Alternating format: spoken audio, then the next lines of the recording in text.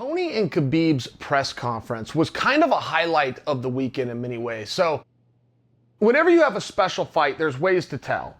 One way to tell when a fight is very special is when they have a press conference and only the two athletes competing in the main event are the only ones invited to the press conference.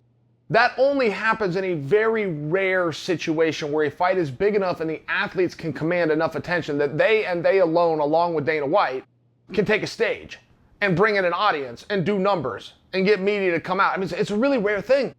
I think we all understand how big the fight between Tony and Khabib is, but I also enjoyed the press conference. Look, it kind of started out, Tony shows up, and he's got these gloves on that I thought were hand wraps.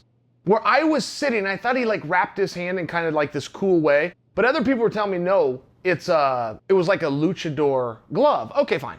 But he shows up with a prop. Okay, there's something to see, and then he's holding a baseball. So somebody asks him, of course, what's with the baseball? And Tony says, I have this in case they run. Now, I don't know what that means. I don't know who they are. And if they do run, why does he need the ball? I assume that means so he can still get them. He just throws the ball. Who cares? It's Tony Ferg. It doesn't have to make sense. He brought a prop to a weigh-in, and now I'm sitting here talking to you guys about it, which means it worked. Okay. So when Khabib gets upset, right, and it's kind of hard to piss Khabib off, but he definitely has his triggers. He has his buttons. Khabib is a man of principle to the highest of levels, but if you go against whatever Khabib's code is, that's worth fighting over to Khabib. So when you got a guy like Tony that studied this guy for a meaningful period of time, Tony knows just how to push those buttons. Tony's doing a great job, and Khabib's getting mad. And Khabib mad is very compelling to watch. Because when Khabib is upset, he's not going to curse at you, and he's not going to throw something at you, but his eyes change, and he shakes the finger at you, and Khabib does certain things when he's mad, and Tony's getting him mad. Tony gets asked a question right out of the gate just to set the tone for this press conference. Rodney asks him a question. Now, Rodney, I don't think Tony knew. Rodney is a fellow fighter. He competes. He was trained by Robert Follis, works out at the Extreme Couture Gym. He's an Army veteran, war hero, soldier.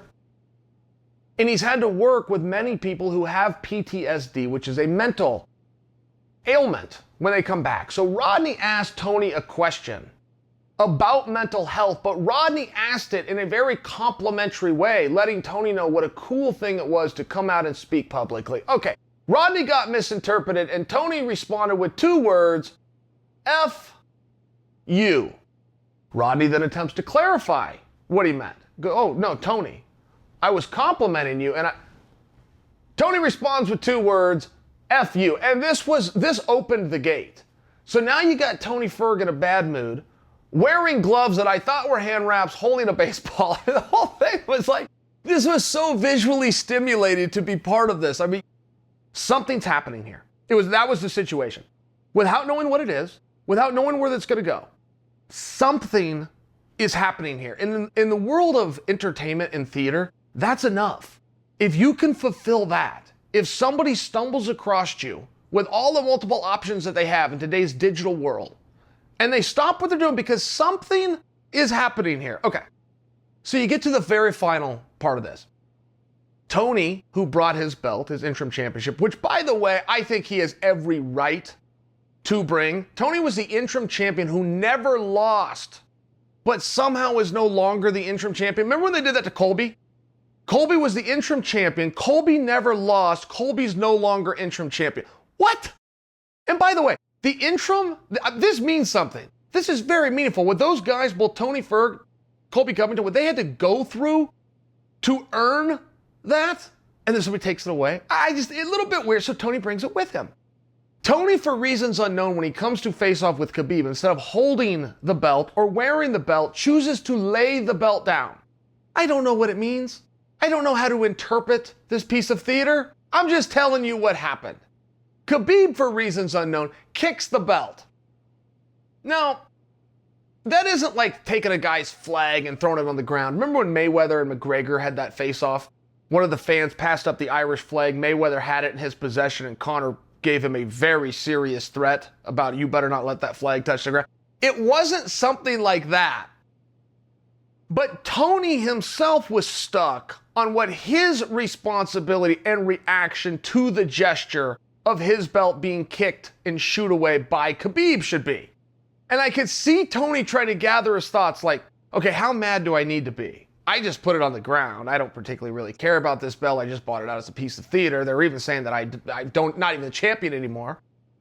What do I care if he kicks the belt? But that's my belt, and he did kick it, and I must respond. Like, it was just this weird math, and watching Tony and Khabib, it was fun.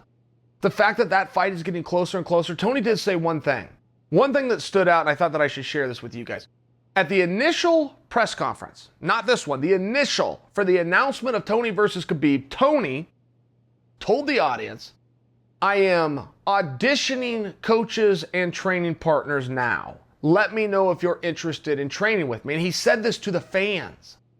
Now we're all sitting back and going, okay, wait a minute, Tony, do you not have a team? Do you not have a gym and a home and a coach and all these different things? And it would appear by that statement, no, he did not. So fast forward to this press conference, which was 48 or 72 hours ago. I mean, it just happened. Tony tells the audience, I've decided I am going to spar for this fight. So if any of you would like to spar, make sure you find me. And I'm listening to that going, okay, that sounds like a good idea. In terms of the spar and in terms of just doing it with audience participation, a little bit weird, but the sparring part sounds like a good idea. By the way, Tony, that fight's in 3 weeks. You're just now came up with the idea that you should spar, so I never know what part of this is showmanship. I can tell you when I was in the room with Tony Ferg, and I've told you guys many times about how hard he worked, but I mean, this was like years ago. I still remember. I mean, he worked so hard, but he sparred every day, lots and lots and lots. And we used to spar 3, 4, 5 rounds as part of practice. Tony would stay after practice, shark bait, where he stays in and anybody who wants 5 minutes with him, just come on out. Don't even ask, just come forward. When the bell goes off, next one of you come forward. Tony used to wear those guys out to where they only had to go in for 5 minutes and they could sit out for 10, 15 if they wanted to. He would wear them out while staying in the middle, then go over to the heavy bag. So I don't know how much I believe this whole Tony Ferguson doesn't spar business, but I've also never known Tony Ferguson to bluff. People find him entertaining. It's not an act. This is not a show. I do take Tony at his word. I do believe he plans to spar. I also believe he is yet to spar.